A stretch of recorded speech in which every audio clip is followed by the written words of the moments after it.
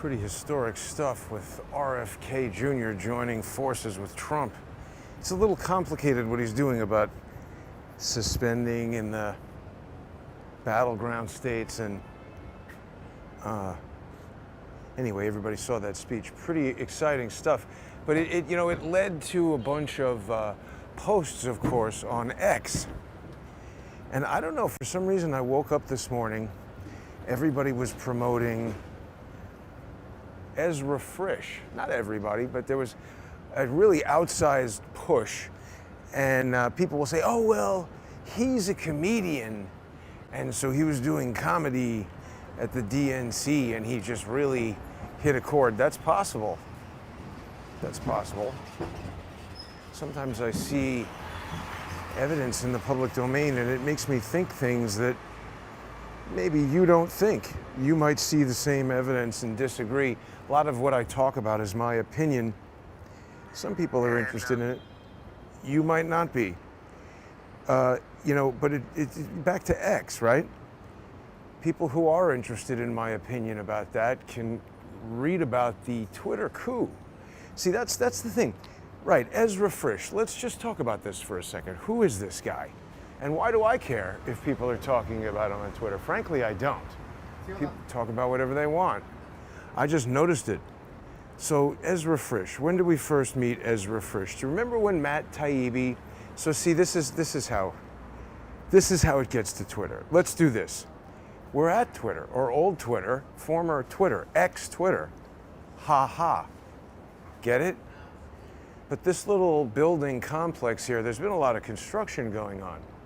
I guess this is done, right? Remember, last time we were here, this thing was under construction, because I guess that's I think this is the standpipe that I was on when I got choked over here. And so here's 245.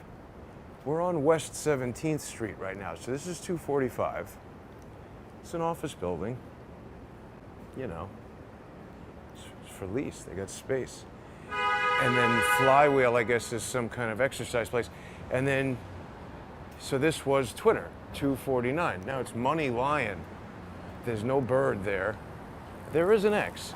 So maybe they still, I don't know. Somebody told me coming out of here a while ago, perhaps people recall, somebody said, oh no, yeah, Twitter moved out or X moved out or whatever. That's the thing. We don't really know. The name, it's so stupid.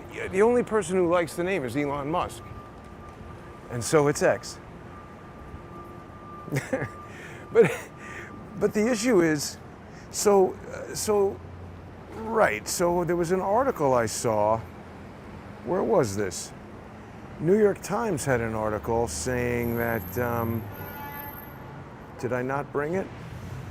They had an article talking about Twitter is moving out. Oh no, wait, yeah, this is it. I should have studied this more carefully, but I think this is it. Curbed. Well, let's see, this was in, Twitter's dumping most of its New York office. This is an Emmy Award-winning writer telling us about how Twitter, everybody's ditching office space. This was just subletting space, is what that article said. And then, but earlier today, the New York Times, there it is, New York Times says X is out in San Francisco. This is the New York Times article. So they're totally leaving San Francisco. And Elon Musk has said he doesn't like California. I can agree with him on that. The taxes and Gavin Newsom is an idiot. Same can be said for New York, basically, but this is just saying, this is this morning, earlier, saying they're out. And so I started wondering, well, I don't know, is Twitter shitbird X, former Twitter, out over here? I don't know. But I'm also wondering, I don't know if I trust this whole Twitter. I mean, first of all, I want to thank all the new people who are following on X. I mean, look, I'm using it. I enjoy it. He's improved it. I think Elon Musk is a good engineer. People who say, he's never invented anything and the government is giving him money. I think that's wrong. I mean, doing incredibly complicated things, getting government grants, sure, but I mean, wouldn't you do that if you had a company that was, everybody's trying to do that, Every movie I was ever on, they're trying to do it in some state where they're giving you tax credits. It never made sense to me. And certainly 10 years on, there's a lot of articles about the states that were doing that. The people were pissed off because they're just giving money to rich movies, not really bringing income to the state. But the point is, he's made it work better. I'm putting out videos on there. Welcome to all the people who are following me on X at JG_CSTT. There's an articles section on X. I got the subscribe to it, pay and get some extra features. And then for a little while, people were like, you're paying for Twitter. It's like, well, let me publish long videos, articles. I'm in the business of publishing media. Why wouldn't I subscribe to a service that lets me reach lots of people? But people can follow me at JG_CSTT. And if they want to sponsor the show, the best way to do that is to go to odyssey.com/@crowdsourcethetruth. And on there, I've got a video version of the Twitter coup. One of the great things about Odyssey is that you can search. First of all, you can search the whole entire Odyssey site. This is sometimes a little confusing even on YouTube. You can search the whole entire site, but even better, you can search just Crowdsource the Truth. If you're on Crowdsource the Truth, odyssey.com/@crowdsourcethetruth, click on the content tab. Now you can search all the Crowdsource the Truth videos. Actually, I'm reminded that somebody was asking me about old David Hawkins videos, and I forgot to respond to that message. Please don't be upset if I don't respond to your message. I'm getting lots and lots of messages, but the point is you can watch the Twitter coup. Just search in that content column and you can get up to speed on the Twitter coup. But in a nutshell, I found out about it when I got sued by the National Academy of Television Arts and Sciences. Now, where should we walk here today?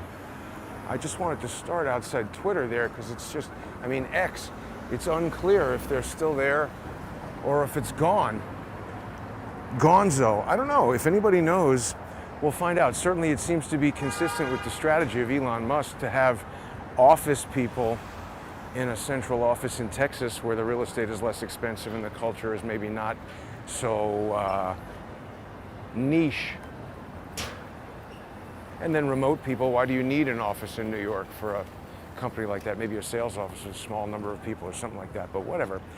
Anyway, the point is, all this stuff started kind of coalescing about Twitter. And so what the hell does this guy Ezra Frish coming up on X, well, what does he have to do with Twitter? Well, remember, the first time I saw him, I had never seen him before this.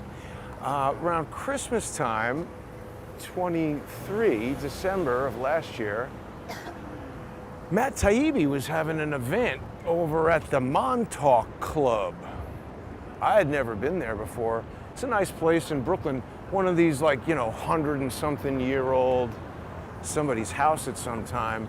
And now it's an event space. See, I don't know what the hell is going on there, but I'd have to guess that's a pop-up sale. Usually when there's a giant line of women, it's either ladies' night for booze or pop-up sale. But so people start talking about Ezra Frish. December, I went to see that Matt Taibbi, because remember, he was the Twitter Files, Matt Taibbi.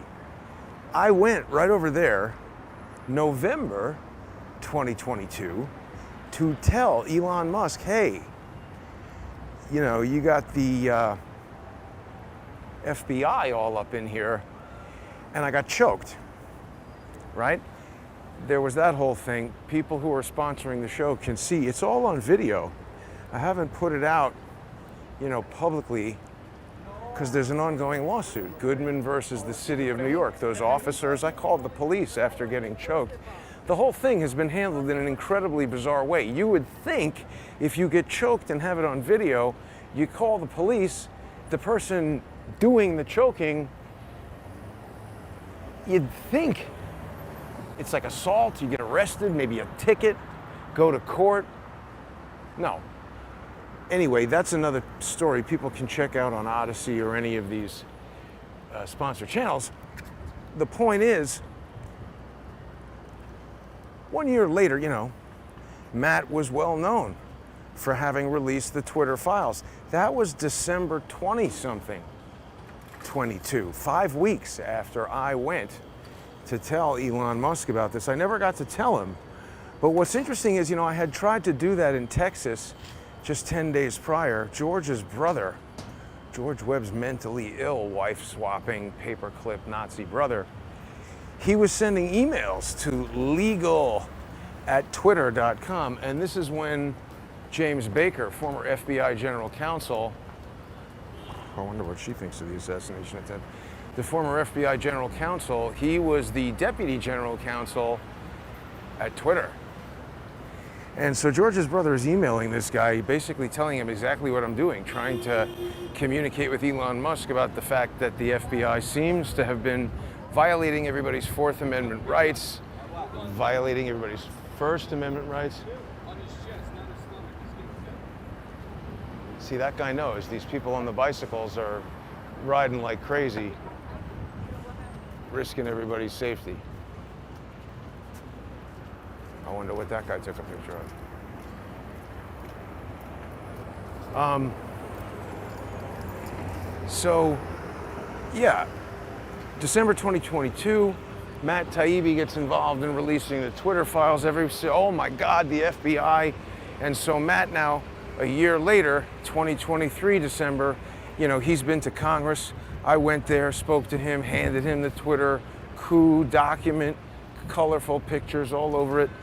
You can see it in the articles section on X. If you're following me, you can watch the video on Odyssey, do whatever. But the point is, these guys have it. I've spoken to Matt on the phone about it. He's avoided it. And I cannot help having the feeling that it makes the Twitter files a limited hangout. Because really, what happened? They yelled at James Baker, where is he? He hasn't been charged with anything. He hasn't been sued for anything. I mean, I guess he got fired, but so what? He probably made millions of dollars from that job. He's probably working for another Ben Whitty's nonprofit that we don't know about yet. That's what he was doing after he got kicked out of the FBI. So nothing happened to that guy. And we never found out really what started this. It seems to have continued. So the primary question that I'm asking is X itself a limited hangout? Or is this a reset of a Trojan horse that they're drawing us in, get everybody in one social media sandbox, and then crush the thing at some appropriate time where we won't be able to counteract whatever kind of story they're trying to tell? That's what they did last time. I don't know. These are questions. When I'm saying crowdsource the truth, whoa, see, that was a big Walgreens all down there that's totally closed now. I guess people who live in this apartment building hate that. Now where do they get their groceries? You gotta walk. If you're an old person, that's a terrible thing, but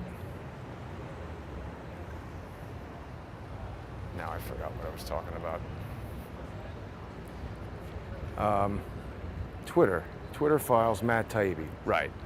So Matt becomes famous, he's talking about the Twitter files, nothing happened. Is the Twitter files a limited hangout? Well, here's where I met Ezra Frish. Now, wait a minute, I gotta make sure I don't have this. I should have listened to this before I play it for everybody, make sure it doesn't blow out people's ears. Let me just turn it down a bit here. That's probably better.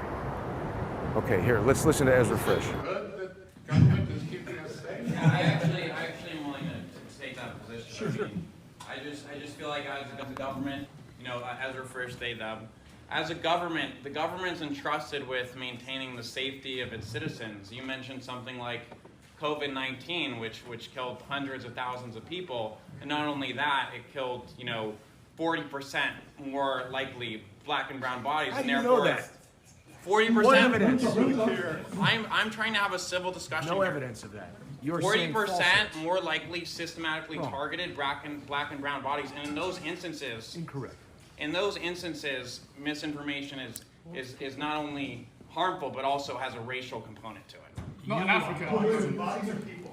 So what's your solution? Censoring it? Yeah, I think the government, great, smart people in our universities that could save hundreds of thousands of lives, like they had in China. Are you sure you don't work for the FBI? I'm here to have a civil discussion. No, yeah, right. I'm being civil. No, this is good. So that's good. Matt wants to talk to Ezra Frish about his nonsense, non-facts. He's just spewing absolute false talking points.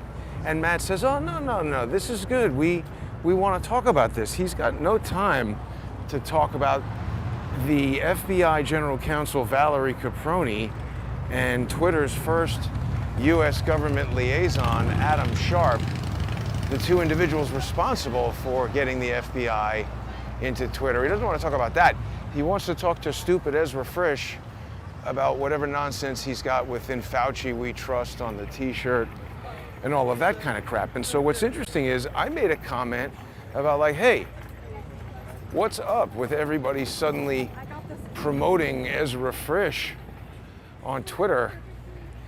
And got a really good response. This is an excellent crowdsource thing here. I didn't know this person, but we've got here Mountain, what is the person's Twitter handle? Anyway, he's saying, hey, Ezra Frish, there's some comment here from this dude, Walter Kern, that Frish is the son, his best friend, son of one of my best friends and oldest friends. He bumped into him at the RNC doing his comedy. He's refining his comedy, I'm sure. I mean, listen, maybe that's what it is. I'm just looking at public domain evidence and coming to the opinion that this guy is a jackass. You might look at the same exact evidence and have a totally different opinion. I think Walter Kern, whatever his name is, he thinks the guy is fantastic and a comedy genius. I think he's a douchebag and an FBI UCO. I could be wrong. I haven't proven that in court, but this is what I think from looking at his public behavior and public domain evidence. That's my opinion. So the thing that's super weird is that person told me that Walter Kiernan, or whatever his name is, he's doing a regular podcast with Matt Taibbi, and I confirmed that. So it just, that makes it even all the more strange. I mean, my first interaction with that Ezra Frish there at the Matt Taibbi Twitter Files event, he just struck me as being a stupid ass. Kind of like this guy riding a bicycle on the sidewalk. Stupid ass. But it seemed very inauthentic, very put on, very fake, and I've subsequently seen the guy elsewhere. People who have been watching for a while might have seen me run into him at the Donald Trump rally in the Boogie Down Bronx. If you missed that, if you just started watching after the assassination attempt, it's on X. You can search for it. I find it a little more difficult to search for things on X. You can get it for free on odyssey.com/@crowdsourcethetruth. You don't have to become a member, but it is the most economical way to do that. It's only $3 a month plus a 58-cent Odyssey fee, and you're supporting the independent technology company Odyssey and their revolutionary, decentralized, censorship-resistant video hosting platform. So I hope people will go there. But my point is, Ezra Frish was there at the Boogie Down Bronx Donald Trump rally, which was, I thought, a good event. But he was starting fights. He's an agent provocateur. And he was also at the Collect Pond Park. Remember when Laura had a whole rally when the Trump trial started, like maybe the first day? He was there. Here's some candy coming for connoisseurs. That lady is painting it. That seems like a real, I bet you that's the proprietor. He's a cute little dog. So Ezra Frish, and he was there in the park. He's just always making trouble. He's like a Walter Masterson kind of crackhead Barney adjacent. He's a real jackass who just always seems to be protected by the cops and hanging around the same people who are protected by the cops. And I just don't think he's a comedian, and I just don't think it's a coincidence that he was there at the Matt Taibbi event, particularly now that we know, as of today, that Matt Taibbi's podcasting partner is best friends with that dude's father. I'm not saying that is proof that they know each other, but that's certainly a lot of evidence of coincidental connections between the people. So what I'm getting at is, I think Matt Taibbi is a limited hangout who wants to tell you certain things about what the FBI was doing at Twitter. But by the way, a lot of hemming and hawing and yelling about it, but nothing has really happened, has it? And I'm not blaming Matt Taibbi, I'm just saying he's a cog in this machine. It seems to me, I believe, I could be wrong. You might look at this same evidence that causes me to believe that Matt Taibbi is a liar and a limited hangout, and not actually a journalist, but really some sort of intelligence operative, some sort of an actor, some sort of a weird street theater producer who's putting on these fake events where he pretends to tell you about what's happening and pretends to provide enough information to Congress to actually take key people out of their active positions, like, I don't know, maybe corrupt judges like Valerie Caproni. Congress does have the power to impeach judges, so I know everybody says nothing is going to happen, but there are things that can happen within the context of what we have available, and the problem is when people like Matt Taibbi do things like what I'm alleging, because none of this has been proven. This is my opinion. Everyone's like, oh, be careful. This person or that person will sue you. Come sue me, Matt Taibbi. Nothing I'm saying is actionable. These are allegations that I am making based on information and my belief from evidence in the public domain. Sue me if you like. I don't recommend it, but I'm not a lawyer. I can't give people legal advice. I'm just kind of like making observations about anecdotal occurrences, things that happen to me and stuff like that. So I was thinking a lot about Twitter, and I kind of do think that it's still a limited hangout. And I made the thumbnail today a Trojan horse because remember what the story of the Trojan horse was. The Greek soldiers, they delivered this like elaborate, I mean, I don't know what the hell you're supposed to do with a giant wooden horse. I mean, maybe we don't know the full story, but I think the idea is that they deliver this wonderful wooden sculpture of a horse and they're like, hey, that's pretty nice. Why don't we bring it inside and put it in the town square? And then they bring it in and the thing is filled up with, soldiers and kill everybody. But it's become, of course, a metaphor for essentially a trap, right? It's bait. You're luring somebody with a Trojan horse. It seems attractive, and then you bring it in, and bammo, it gets you. So that's what I'm saying. And people are like, no, it's not a Trojan horse, because Elon Musk let you back on. He let Alex Jones back on. He let Donald Trump back on. Free speech, man. Maybe. Again, I could be wrong. This is speculation. This is my opinion based on the evidence that I've seen. We still never heard an explanation as to why Al-Walid bin Talal went from, Elon Musk can't buy Twitter. It's worth way more than 54 billion or 44 billion or whatever he paid for it, and poison pill it and prevent Elon Musk from buying that. And then somehow Al-Walid just got to, oh yeah, okay, we like Elon Musk now. He's buying it. You just have to buy it. That was the best. They went from you can't have it to now you just have to buy it. That's a question that's got to be answered in my mind. That's a very suspicious circumstance. Now, Charles was speaking about this just as he was leaving. This looks like something new has already come in. Yeah, it says Little Rocky or something. But he was talking about this, Village Cigars over here. That's been here forever. And I do believe he's correct that it's out of business. West Village, that's that Stonewall Park. We were over here, remember, not long ago. Village Cigars. Yeah, so I was thinking a lot about Twitter. And I remember, I never trusted Linda Yaccarino from the first moment that I saw her, and that's based just strictly on gut instinct and pure opinion, no evidence whatsoever other than her background as an executive at NBC, and the fact that the first time I ever saw her on video on the internet, she was sitting in a room with 4 Emmys. And I don't trust the Emmys.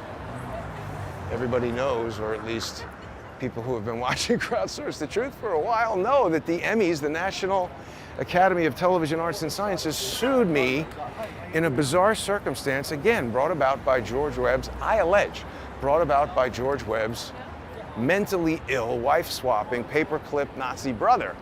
Let's go down a street I never go down here in the West Village. Why not? It's a beautiful summer day. It's been an incredibly mild August, absolutely beautiful. It's nice to see people outside at least enjoying the day. So yeah, I didn't trust Linda Yaccarino primarily for just the gut reaction of seeing her on video with 4 Emmys. And I was like, oh. And for people who don't know, the too long didn't read is that Adam Sharp, who was the Twitter US government liaison, right when Valerie Caproni was the Adam Sharp, he then became the president of television, of the National Academy of Television Arts and Sciences. He's the head of the Emmys. So, I mean, you know, he's involved in getting the FBI into Twitter. And I don't know if people know or remember, but Adam Sharp's father, Roger Sharp, was himself an Emmy award-winning newsman who reported from inside the Dallas police station on November 22nd, 1963. The broadcast always gets disrupted when I start talking about stuff like this. I hope we didn't just lose it. I hit the recover button. I hate it when that happens. Let's see if we lost live broadcast. Move out of that radio dead zone. It looks totally fine. Is somebody following me with an IMS eye catcher? That would annoy me. I hope we didn't lose it. Yeah, see, they get real upset when I talk about this. Did I lose the broadcast? Am I still live, folks? I hope so. We'll keep going. If it gets cut, people can always get a director's cut on any of the sponsor exclusive channels. That's how I combat the seemingly everybody wanting to end my broadcasts. But anyway, yeah, so Sharp, he's part of the National Academy of Television Arts and Sciences. His father is reporting on the JFK assassination. Sharp curates a YouTube channel called the Roger Sharp Archive. And that is all kinds of video interviews that Roger Sharp did throughout his career, including all this stuff from, yeah, see, the live stream ended over here on Odyssey. It's ended in some places. I hope it's still rolling on X and everything. Live here. Okay, well, we'll have a full one uploaded to Odyssey afterwards. That's the other good thing about Odyssey, is that it gives me great flexibility with fixing technical problems. Point is, these people are so interconnected. The FBI, Twitter, Adam Sharp's father, going back to 1957 on this Roger Sharp Archive YouTube channel. Adam Sharp has videos of Roger Sharp in Tampa, Florida in 1957, interviewing these Cuban dissidents who are, you know, anti-Castro Cubans. It's all very CIA adjacent stuff. I don't know what we have going on over here. Photos of something. But when Linda Yaccarino came in, there was sort of all this stuff going on, and people were concerned about her connections to the World Economic Forum, rightly so, by the way. All kinds of stuff was coming up. And so people might also know that I'm suing Twitter, X Corporation, the city of New York, several police officers, and Elon Musk and Adam Sharp. And I'll tell you, it's, you can't get very far suing this entity, whatever it is that I'm facing, because it really does seem like they control at least the district court in the Southern District of New York. Now remember, Valerie Caproni, before she was a US District Court judge, which she is today, she was the FBI General Counsel. And before that, She held a couple of other really pretty important positions, including in the Eastern District of New York U.S. Attorney's Office, where she was the head of the Organized Crime Division. And what's important to know about the Eastern District of New York, it doesn't include Manhattan. That's the Southern District of New York, where Caproni is now a judge. This is Charles's old school, St. Luke's School. The Southern District of New York, that's Manhattan. Eastern District of New York is Brooklyn, Queens, and Long Island, Nassau County. What's interesting is, I didn't know this until Linda Yaccarino made this post. But March, I guess this was March 2024, Linda Yaccarino posts with deep gratitude and profound sadness about the death of her father, who was a Navy man and then became the chief of police, Nassau County PD. And this is the CEO of X right now, Linda Yaccarino. And I don't know anything about her father. She posted this. So again, chief, police chief. Looks like a great guy. Look, a family man. He likes the Mets. 3:36, she posted. Could just be a coincidence. But the point is, her father was the chief of police in Nassau County. That's a pretty big police department. And it was weird because I was looking around to try to find some maybe digitized newspaper stuff about him. Newsday from Long Island is a pretty big independent newspaper. It's actually won a lot of awards. I think Michael Moore used to speak about that. Remember, he told us he was reporting on TWA 800. He was for maybe the Hackensack Record. I forget the name of the newspaper he told us he worked for. But definitely Newsday was all over that thing, and he was out there in the marsh while the FBI was investigating that TWA 800. He knew Colstrom. Mike Moore had interacted directly with Colstrom. I mean, again, I wonder, when you get involved in these things that we've later learned the FBI covered up, like Unsteady Dave, who knows what the hell they said to that guy to coerce him to do whatever it is that he's doing right now. I don't have any evidence that they said anything, but I'm just sort of looking at these events and wondering kind of how it all goes. So I was looking around for information about Robert Yaccarino as the, chief of police, Nassau County Police. I could not find very much. I started with ChatGPT, and it's not really a traditional search. They do have a search GPT thing coming, like a new website coming, that they say is going to compete with Google. And of course they have Perplexity, which appears to be somehow based on ChatGPT or something similar to search. And it's just interesting, I put out a tweet the other day saying that I don't feel that people should fear AI. I think you should try to understand it and use it to the extent that you're able, so that you don't fall behind. I mean, you can say, oh, it's evil and we need to shun it, but I don't think you're going to be able to put that genie back in the bottle. And I mean, it's like you want to walk around and be one of these people who's not using a cell phone at all and not on the internet at all. You could. Not telling anybody what to do. It's your choice if that's what you want. But I'm just saying it seems to be here. So understanding it and using it to help you if you can is what I'm choosing to do. I recommend you give it a try. I was querying ChatGPT, and it's super interesting. I mean, it just really, I feel like Captain Kirk or Bruce Wayne in the Batcave, because you can get into basically conversations with the thing. I would say. You see, there's a nice little outdoor. It's quiet over here, nobody coming and bothering you. Enjoy the August evening. It's pretty nice.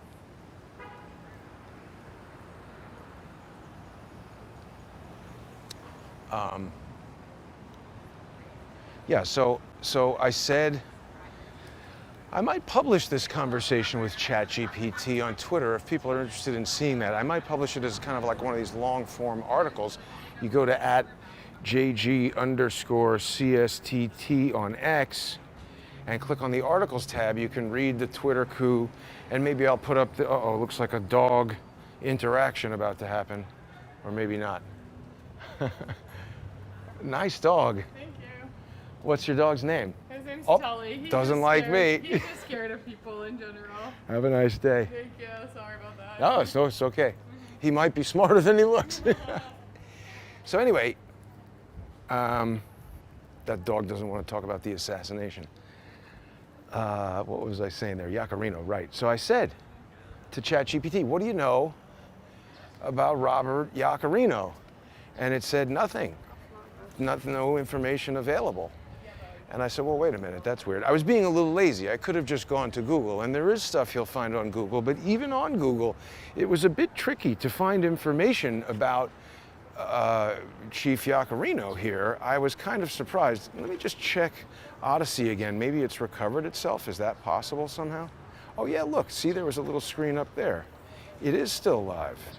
It says live stream in progress. There we go. Thank you, Odyssey. It didn't give out. I love Odyssey. Sponsor the show on odyssey.com/@crowdsourcethetruth. If you can, it's only $3 a month plus a 58-cent Odyssey fee for Odyssey. Thank you to the people currently watching on there. Sorry if there was any disruption to the stream. It is a tricky environment walking around here in New York City. Hot women and their dogs, a lot of radio interference. But anyway, Yaccarino, and it was like, hey, no information. So I said, what? And then I started getting more specific and asked it, well, what do you know about him being the chief of police and everything? And it said nothing, no information about that.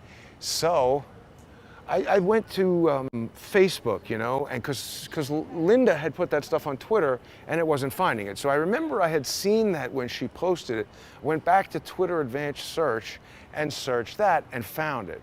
So remember, sometimes when you're searching things, like I don't know if Google is searching all of Twitter. It's a question that's hard to answer, right? Sir, what do you think about this Donald Trump assassination attempt? You don't want me to say what I think. Say whatever you want. Actually, no, not if it violates YouTube rules. You No, would I have. won't say anything. Best not. Okay, have a nice day. I can understand what that guy was probably. That guy seemed to have probably an objectionable opinion. Wow, unbelievable. So just remember, sometimes there's certain things that aren't being searched by Google, and if you're not finding information, that doesn't mean that it doesn't exist. So I started getting a little more creative, and I went to the, so that Twitter post, it led me to, I think it was the Nassau County Police or some park thing. Here's a pretty done-up Fox body Mustang. That one yours? Or maybe it's about to be. It's got a wire going in it. Do not park your Fox body Mustang on Commerce Street because they're doing commerce. It's called fencing. That's when you steal a car and sell it to somebody.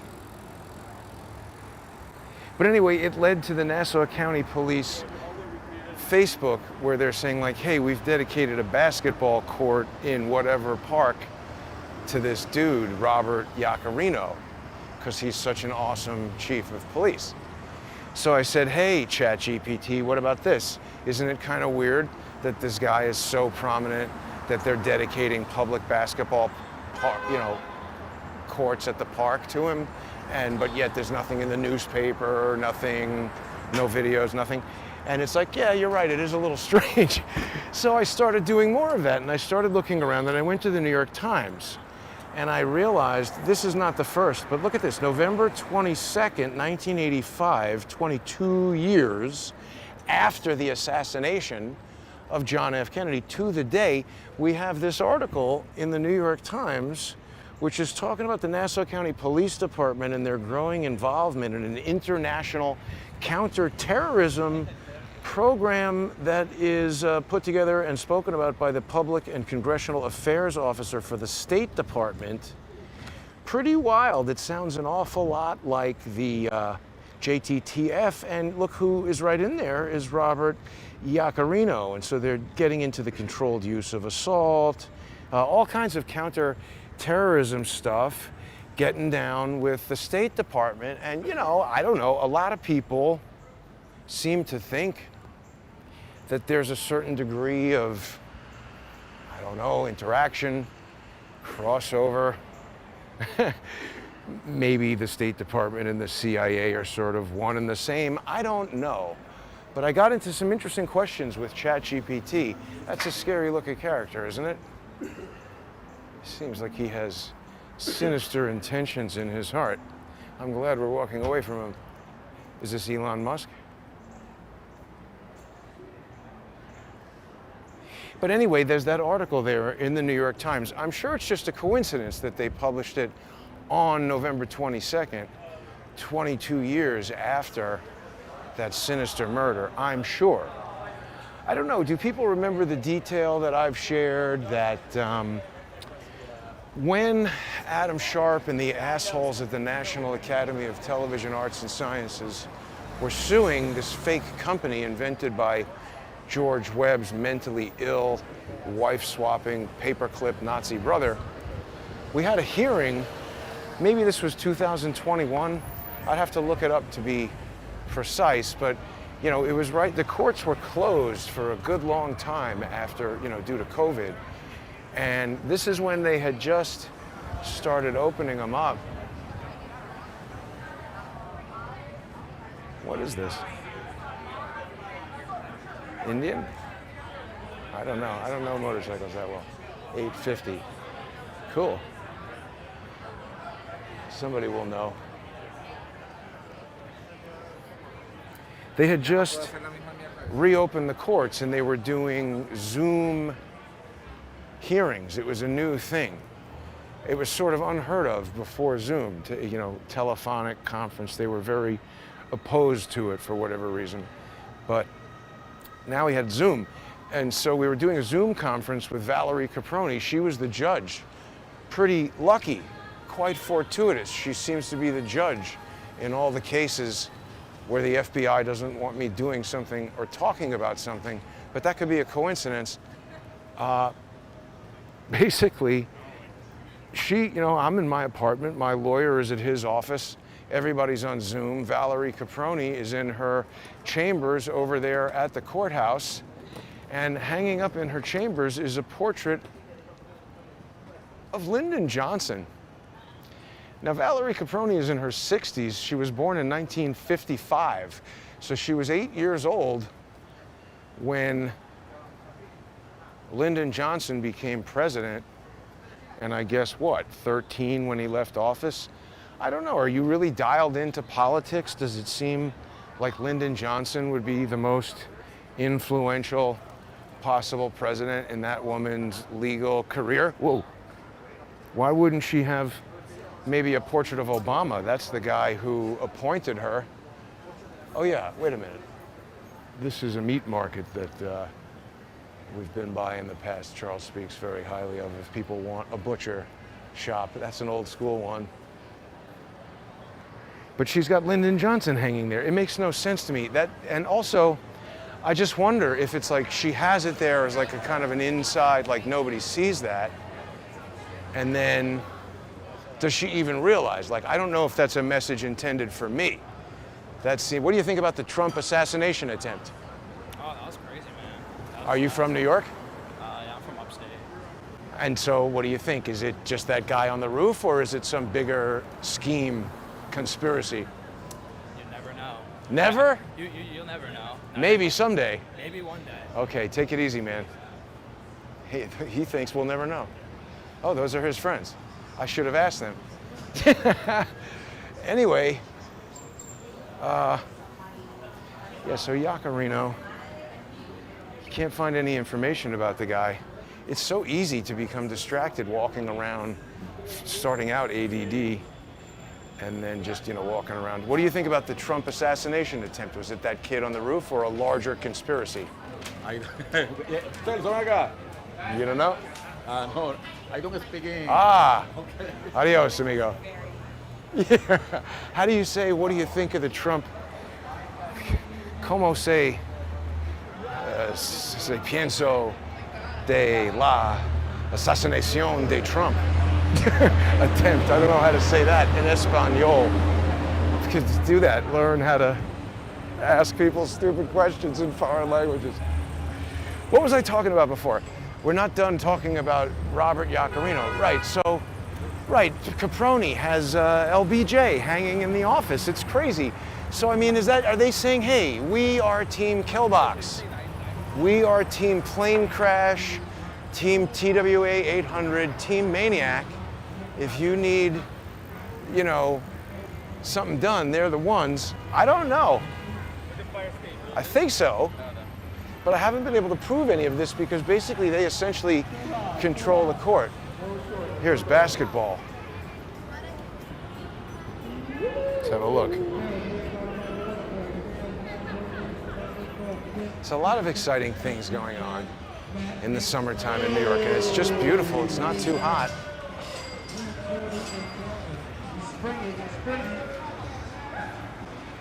Sherm Ice.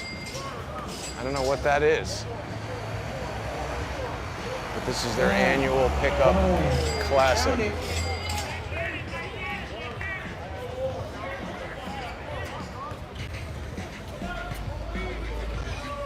Little Run DMC. That's gonna probably monetize the video, I guess. Whatever, that's happening a lot. Monetizing of the video. That's another reason why it's good for people to become sponsors on Odyssey.com. So people say, what do you mean, Jason, monetizing the video?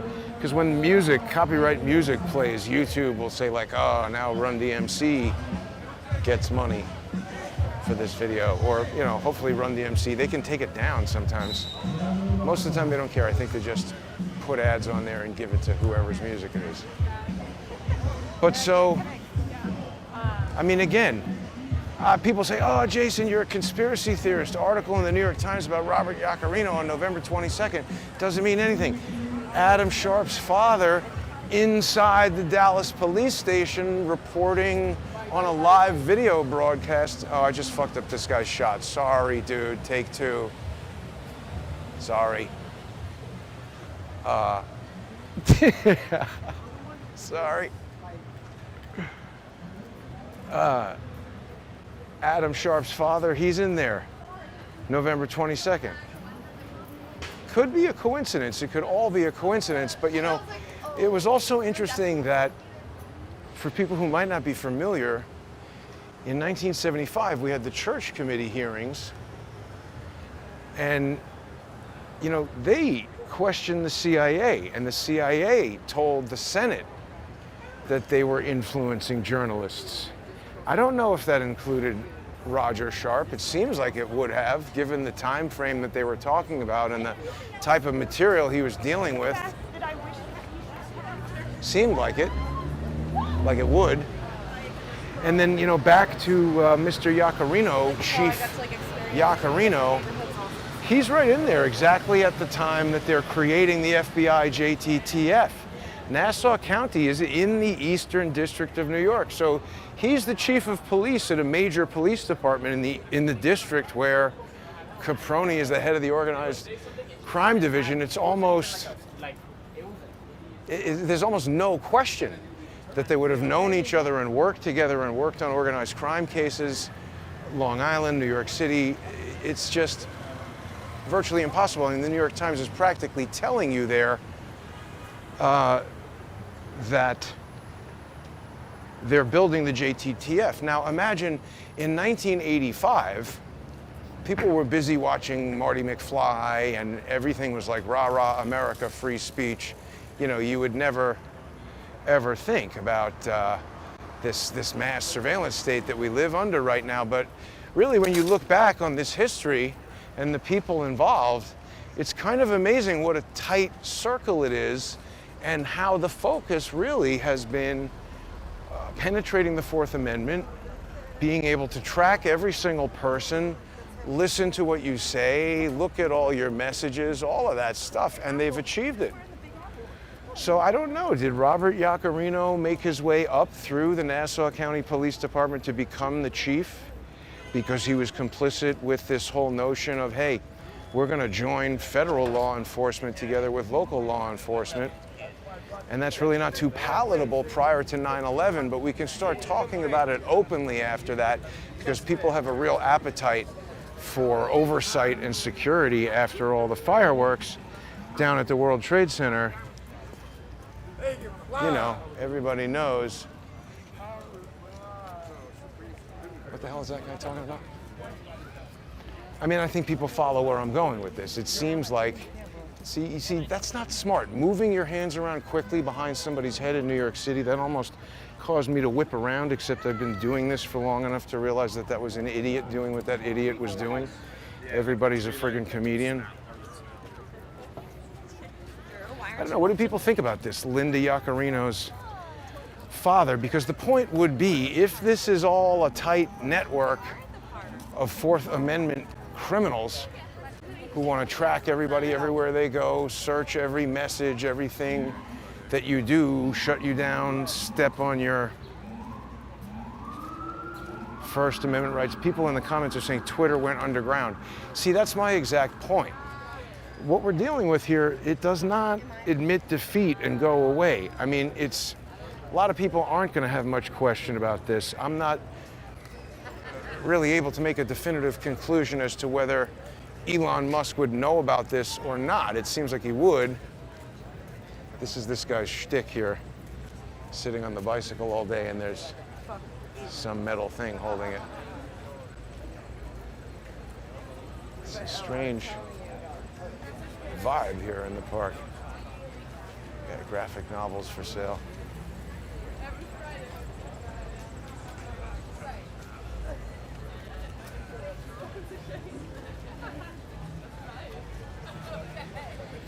But it would be a pretty tight-knit crew. I mean, I think people get what I'm saying. If Linda Yaccarino's father was one of the people who was pivotal in the creation of the FBI JTTF and getting the police executives and the whole police department of Nassau County, I guess, I don't know, is that the largest county in New York outside of Manhattan? It's up there. Might be the wealthiest. I think it's one of the wealthiest counties. Anyway, it's a powerful police chief, and they're telling you in the New York Times he's involved in stuff that seems to be at least a precursor to JTTF. And I'm just very concerned that his daughter comes into Twitter as the CEO. This guy's riding on a chair. Do we see that? He's got a powered folding chair. Oh, I guess it's just he's just got a folding chair on an electric skateboard. So another comedian who's just, do whatever the hell you want. Don't worry about injuring anybody. It's for comedy. You have a right to do whatever the hell you want in a public space, even if it's risking people's safety, according to some of these people. I don't agree with that.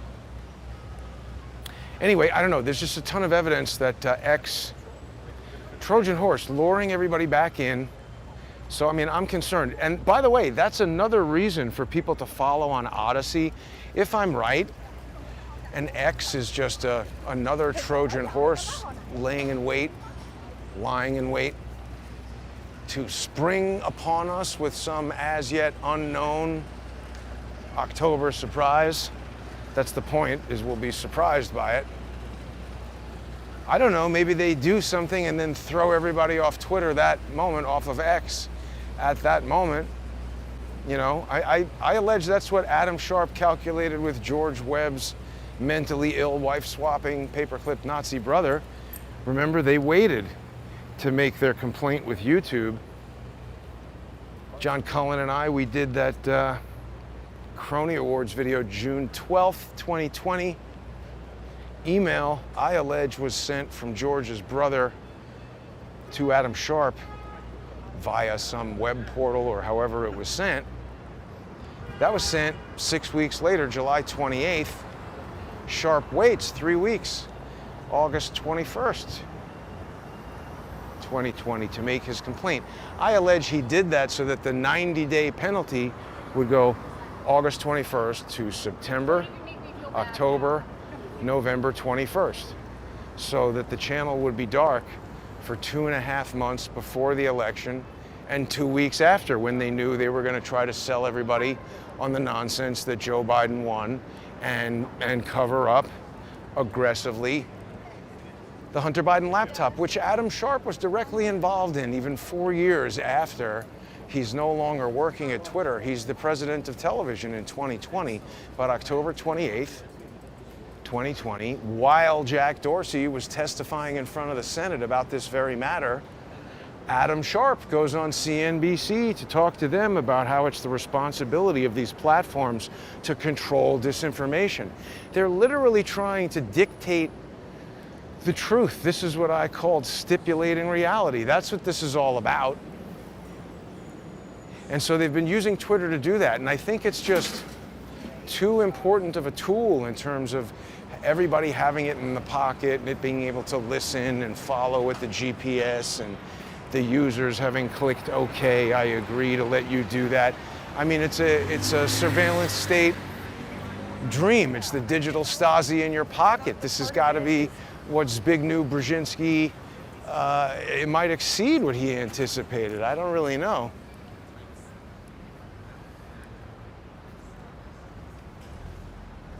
Pretty short shorts.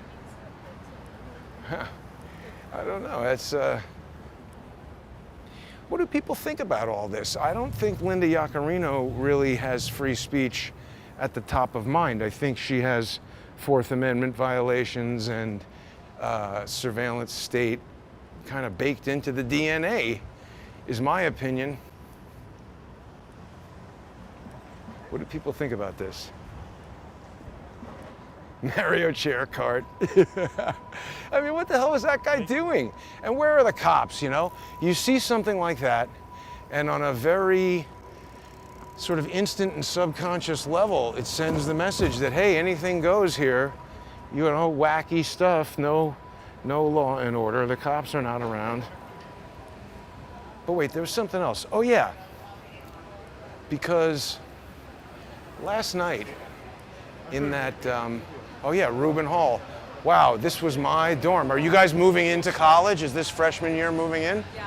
I went to NYU and lived in Rubin Hall. Have a great time in college, you guys. Hey, be careful in the park. It's pretty dangerous, and don't ride bicycles or go on skateboards in the park. Have a nice time at NYU. It's a shithole.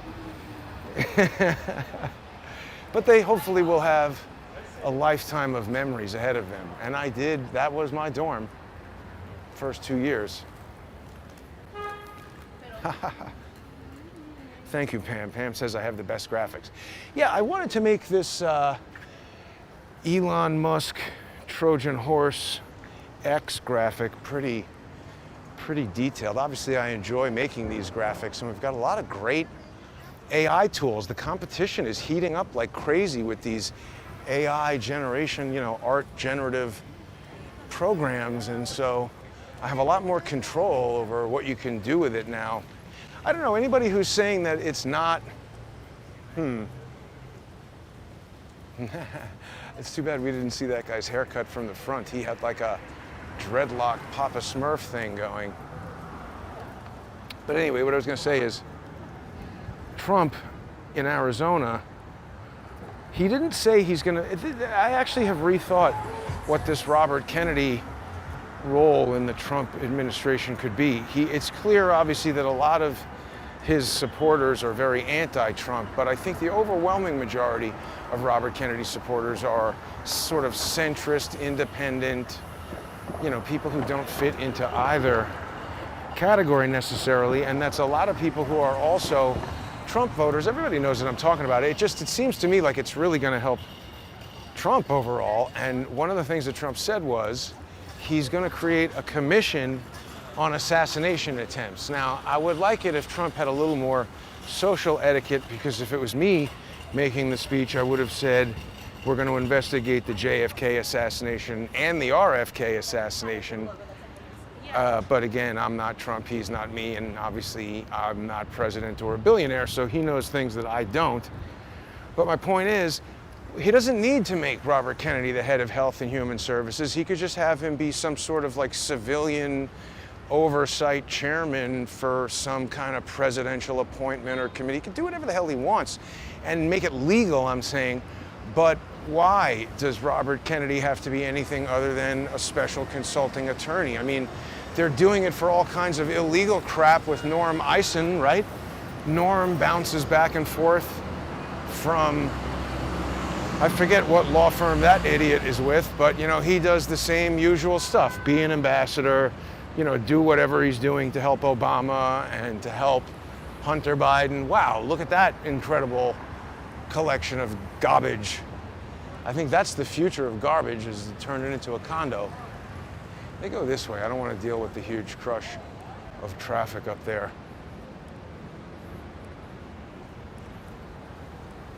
But, lost my train of thought again.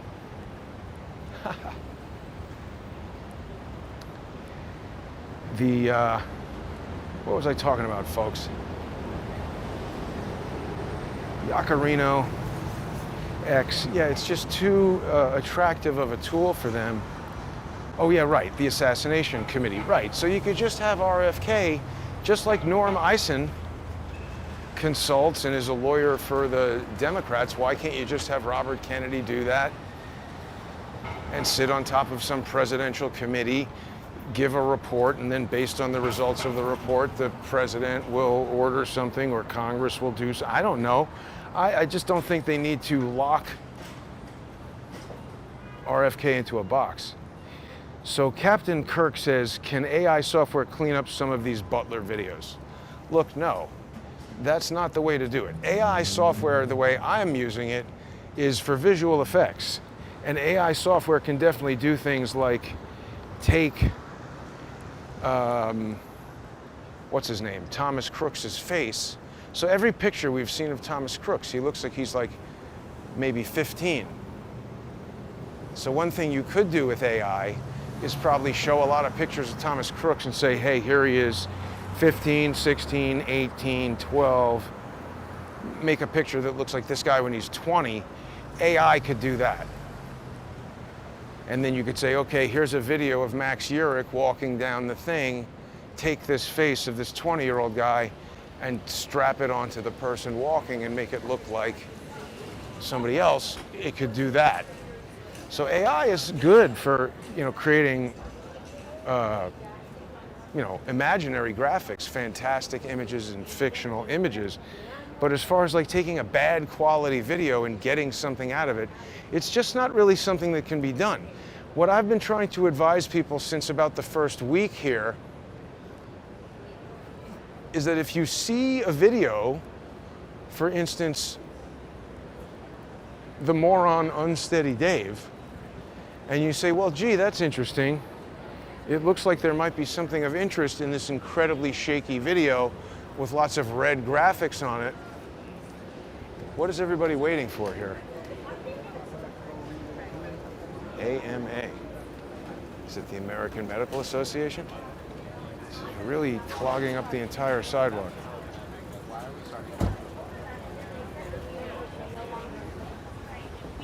What's everybody waiting for?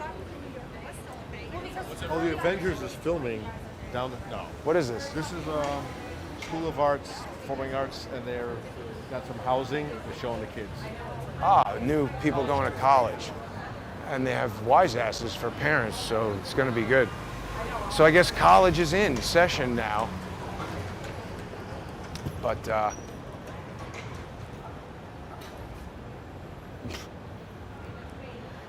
again, the train of thought broken. So, right, assassination. Yeah, so if Robert Kennedy gets involved in heading up some assassination investigation, I think there's a lot of important information that we can bring to the fore. And also, the other thing that they were talking about is, you know, Kennedy and Trump are very aligned on being against this social media censorship. Now, I was pretty disappointed by Robert Kennedy's attorney and the way he handled my attempt to intervene in Kennedy versus Biden, which was a case going on in the Western District of Louisiana, because RFK saw what I had filed and basically told this guy to go talk to me about it. And the guy sent me his cell phone number, and I called him, and he didn't answer, and he said, oh, I can't talk now, call me at this time. Then I called him at that time, and he didn't answer. Then I called him another time, and he was like, stop calling me. So I said, what's with this dick? And then I was not allowed to intervene.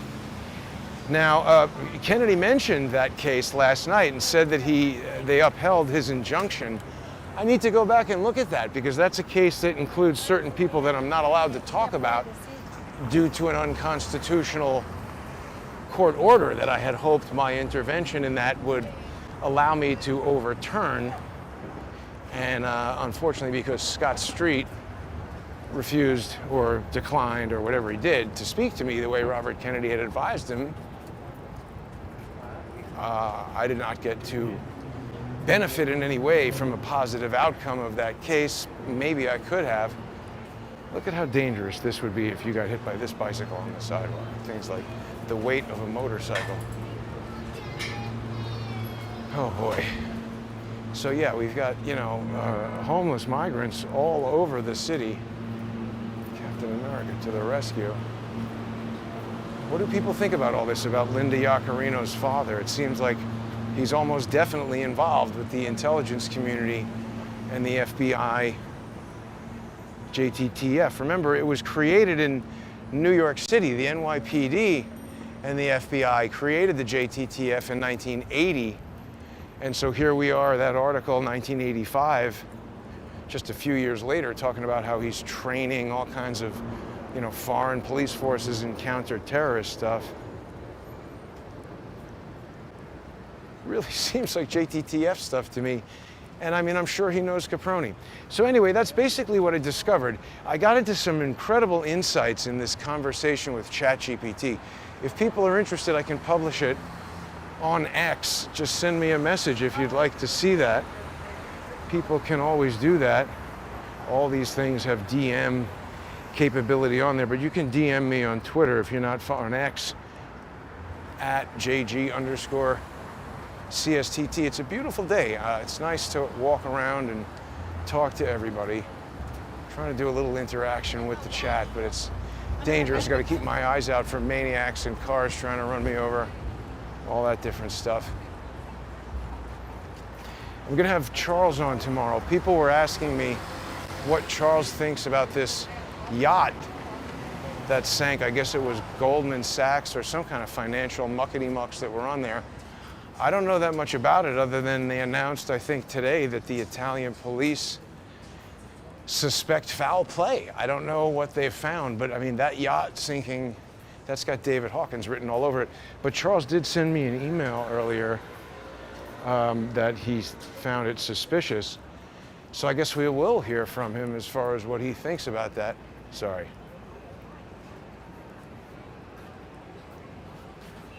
For a minute, I thought that was that guy from Staten Island who was freaking out in Collect Pond Park.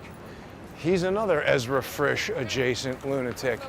They're all like that. They show up at these different events where they want to make trouble and start fights, and the cops protect them for some reason. I think they work for the cops.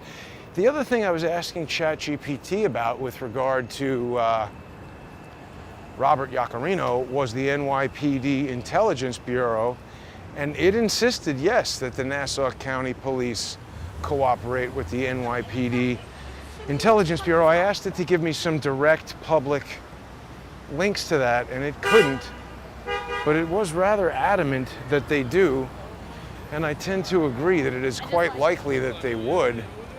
Again, Nassau County is so close to New York City, it seems like they would almost have to. You've got,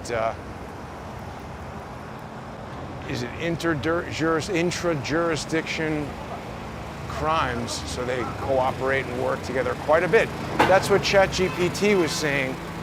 I normally would ask him, how do you know that? Where did you get that? And it's gotten much better about providing the links. It's connected me to a link to the Department of Homeland Security investigations. And see, that's interesting because that goes to what we were discussing yesterday or the day before about Nate and the Coast Guard.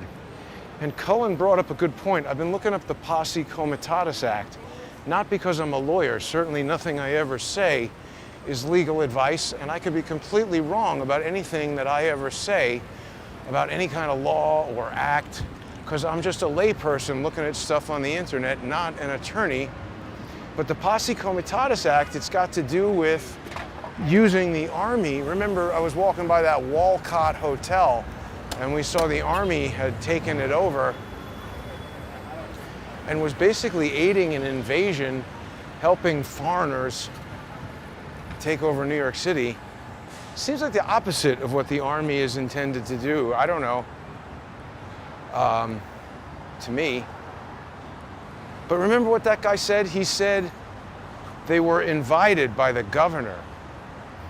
That's one of the things in the Posse Comitatus Act that can get around the problem of using the Army for law enforcement. That's the thing. I mean, when you dig into that law, you know, it's not as broad as you might think. And these people that I'm talking about, they're primarily lawfare practitioners. The Norms, the Benjamin Wittieses, George's mentally ill, wife-swapping, paperclip Nazi brother, all of them are lawfare practitioners.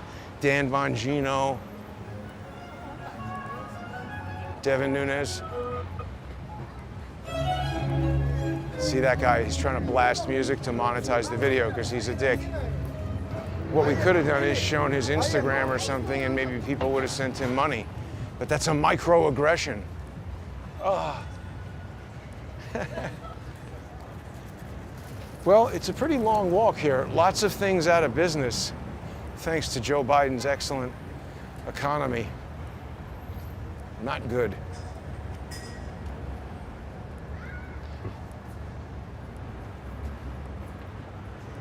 I don't know what to do about that, Linda Yaccarino. You know, she seems to be connected to the intelligence community through the media end of it, same way that Adam Sharp is. And again, it follows this theme of intelligence, suspected intelligence operatives, because I can't prove this. This is my opinion based on looking at public domain evidence. These people might come and talk to us about it and reveal that I'm completely wrong. You also might look at this same evidence I'm looking at. You might have a different opinion. I'm in a lawsuit with these people right now, so I have to be careful what I say about them and how I talk about them. The thing that's amazing about that lawsuit, I haven't spoken about it too much on the show because George's brother is always looking to agitate, and anything that I say will find its way into some sort of frivolous filing of his. But yeah, I'm seemingly unable to make any headway in that lawsuit. No matter what I present, they just say, no, you lose, Jason. And we were trying to codify this phenomenon on the show. We were basically talking about how I've identified this dot in the window, you know, going back to the Trump assassination attempt. That dot that I believe is an infrared dot, maybe from a rangefinder, could be from something else, but I think it's somebody in the room who's a remote spotter working with the shooter, whether he's on the roof or anywhere else. Remote spotter in the room activating an infrared light. That's what I think that is. Nobody wants to talk about that. It's weird. And so the term that we were trying to codify is the way that this apparatus that we're talking about here, the Judge Caproni, Linda Yaccarino, Twitter, Adam Sharp, Elon Musk, you know, just this giant conglomerate of everything, that what the hell is it? The way it works is when you get to a critical piece of evidence that's really damaging to whatever it is that they're trying to protect, they do an evidence kill, which is they don't disarm the evidence with stronger facts. You know, they don't challenge your facts. They just completely ignore whatever it is you're saying. Nobody, like Gary and all these people who are trying to counteract what either I or John or whoever they don't like, trying to counteract what they're saying. None of them are taking on this dot in the window and explaining what it is with alternate explanation from what I've given. There are some people who just say, oh, I don't think that's it. It's like, well, okay, but what you think doesn't matter if you can't refute the scientific analysis, and nobody's been able to do that. So it's been over a week that I've had that out there, and there's certainly no shortage of people who are trying to explain to everybody how I'm wrong about everything. So they should have been able to dismantle the evidence by now if I were wrong, and they haven't done that. So I think this dot in the window is going to become increasingly important. I just don't care about 12 seconds off from Unsteady Dave or any of that until we figure out what's going on with the dot. Because it's not just the dot in the window, it's that Greg Nickel walks out 2 minutes later. And now people might remember Hendrik from the four-dimensional investigation. Hendrik is still working on the 3D model, and he sent me, or he commented on somebody's tweet where somebody named Greg Nichols, very coincidental, is now analyzing cracked thumps and giving all kinds of complicated charts that seem to verify it. I don't know, again, when we get to the math about this stuff, I can't really challenge that. I'm not attempting to determine or decide. Nothing that I'm doing directly informs me as to where the bullets came from. I've just been trying to get to the best evidence in terms of the digital media that we've been presented with, and that's what I've been specializing on, because that's my specialty, handling digital media, understanding anomalies within digital media, organizing workflows, etc., for, you know, all that stuff with the GigaSync and all that. But, you know, it is a good time to start turning some of our attention to the cracking and thumping. All of these guys are talking about how incredibly accurate their calculations are, but I can already tell if they're using the Unsteady Dave video. I saw in his video timeline, he had the time base at 29.97, and that's not what it is. It's 30 frames per second variable frame rate, and I'm not really aware of a tool, maybe Handbrake. Somebody's got to come up with a way to analyze the frame rate of the variable frame rate thing and tell these math people how to work that into their equation. Because it's, again, all these things that come back to math being done on Unsteady Dave's video. I don't know about math, but I know about bullshit, and that's what Unsteady Dave has. Look at this cookie restaurant. It's just been going crazy lately. Huge line every day. I guess it's because high school is back or something. I don't know. But it's just crazy, crazy cookie sales. Maybe that's what made the other people decide to open a cookie restaurant down here, but that one's always empty. Thanks for watching and listening, everybody. Have a great evening. I hope you'll become sponsors on odyssey.com/@crowdsourcethetruth or crowdsourcethetruth.substack.com or subscribestar.com or patreon.com/crowdsourcethetruth. Thanks to everybody who's already sponsoring the show. There's my neighbor who was ringing the doorbell the other day, that old lady walking with the cane.